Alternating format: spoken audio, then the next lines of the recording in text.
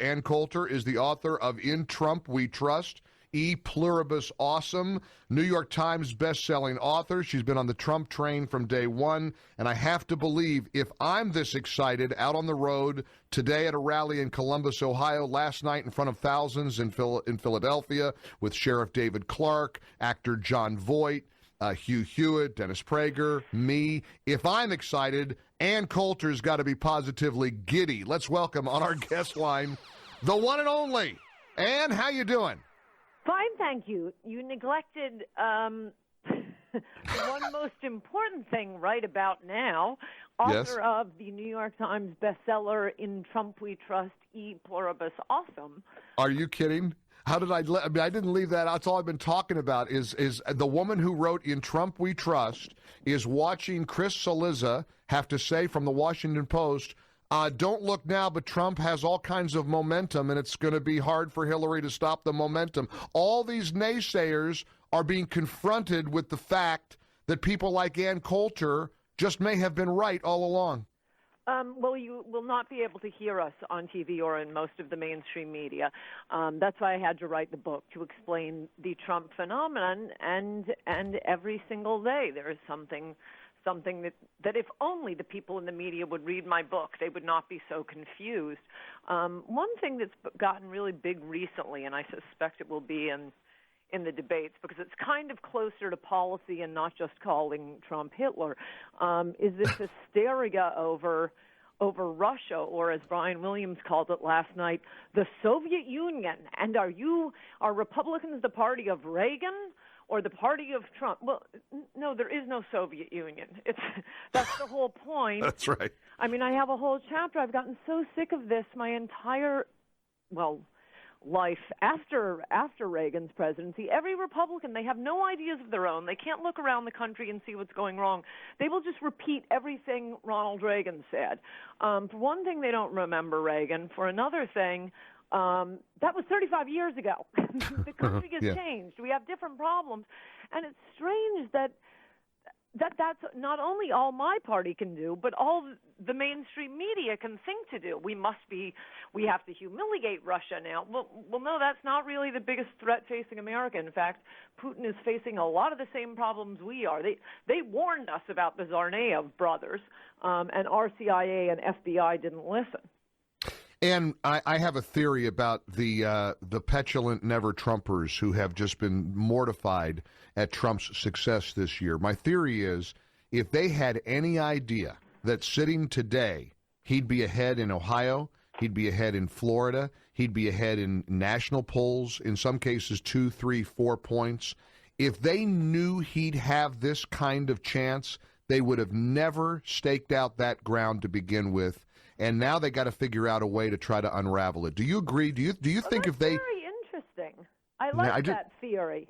Yeah, because they wouldn't have. They don't want to be on the wrong side. They don't want to be wrong. Jobs. Right. I do think, and all of Chapter 3 of In Trump We Trust is on the consultant class, which is mostly where you're getting this. I mean, there isn't a big movement of never-Trumpers outside of Washington, D.C. Right. And that's because this is existential for them. It's about their jobs.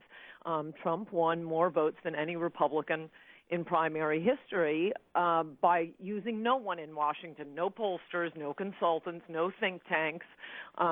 He'd never served in office.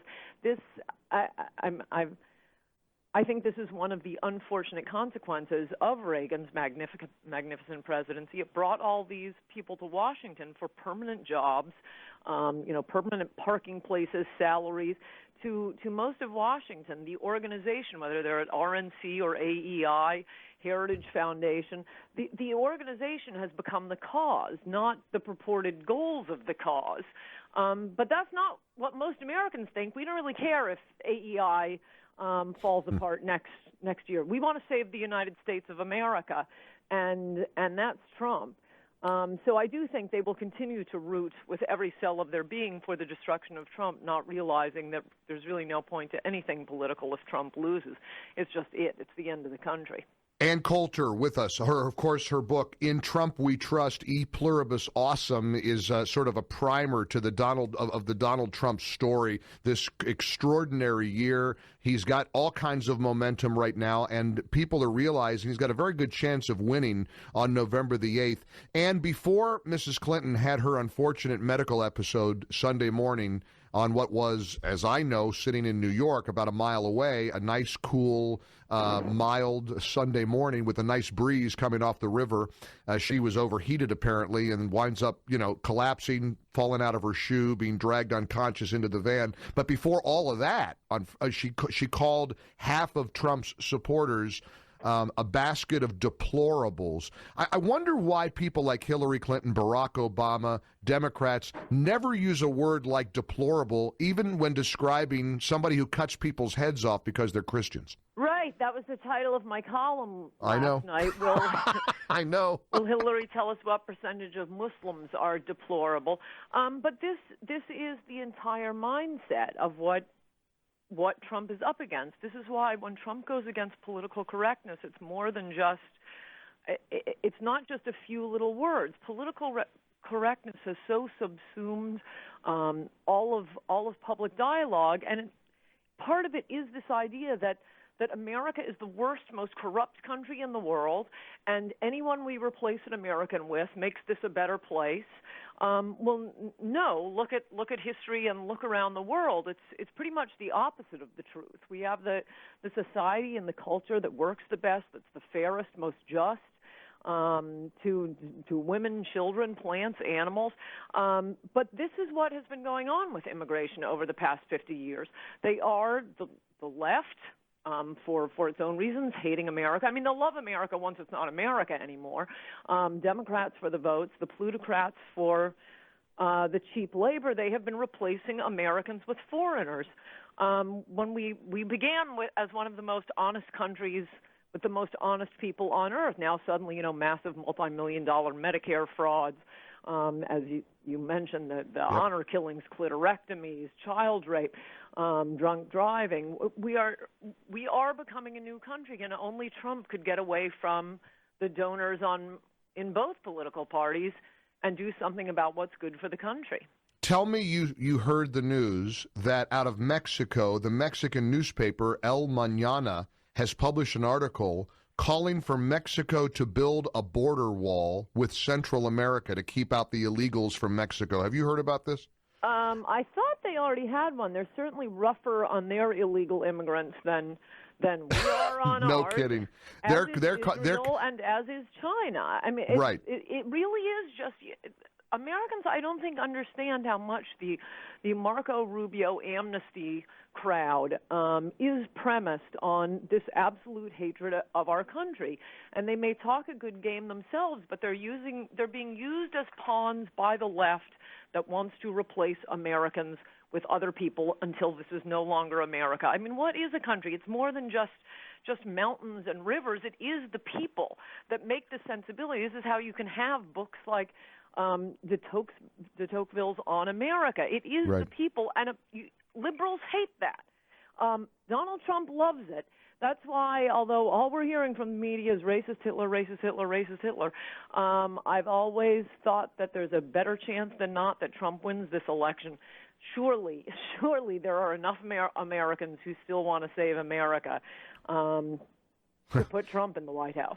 And tell me, if you don't mind, of course your big hit book now is In Trump We Trust, E Pluribus Awesome, but talk about Trump's reaching out to you over Adios America. Tell me a little bit, because you told us this story at the RNC, and I got so many listeners who were impressed that Trump actually goes out of his way to actually listen to other ideas from people like you, from provocative, intelligent, smart people. Tell us a little bit about that personal encounter, because you do a great job. I've known you for years. When you've got a book like this out, you send it to people. You want politicians to read it. You expect policymakers to at least hear what you have to present. Tell us what Trump did with your book.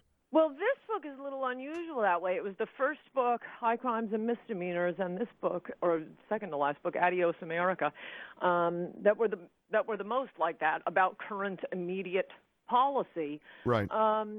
And I've been arguing with these guys. I've been doing everything I can, at least since 2006, to get them to stop trying to destroy our country through this incremental process.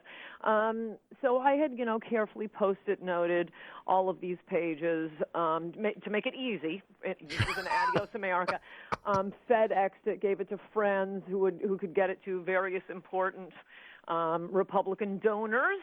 Right. Because, okay, they may like the cheap labor, but how are those libertarian policies going to fly when Somalis are outvoting Americans? Have you thought this through?